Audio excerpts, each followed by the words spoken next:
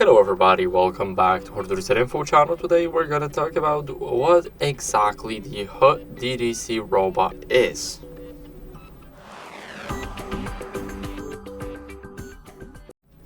So first is a window cleaning robot, and it has a lot of functions.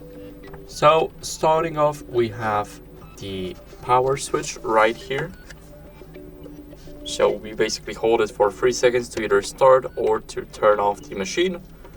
Now here we have the start switch, so basically start and pause. The next one, here we have the indicators. So here we have both of the indicators. They will be lighting up when you power them through the cable. Now here we have the wired extension, and we already have the turning disc installed. So basically the cleaning robot has to clean your windows.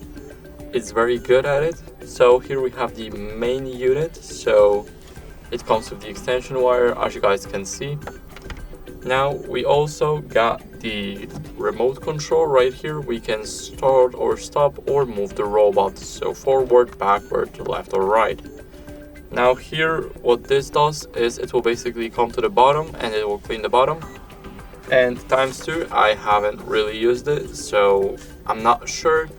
But if I was to guess, then I would probably say that it starts to clean a bit faster. Or maybe not faster, but to wipe the glass twice and not once to ensure that it's actually cleared.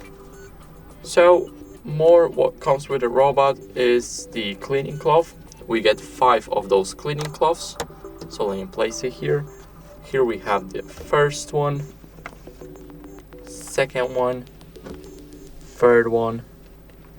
Now it's our fourth. Let me quickly get it. Here we have our fourth, and here we have the fifth. So now it also comes with a safety rope. So here you can plug it to the robot so it doesn't destroy anything. So it says that it must be installed before use, so make sure to install it.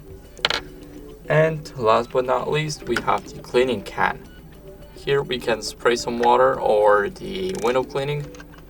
Here we can open it and just pour it and then spray it on the cleaning cloths right at the bottom of the something like this.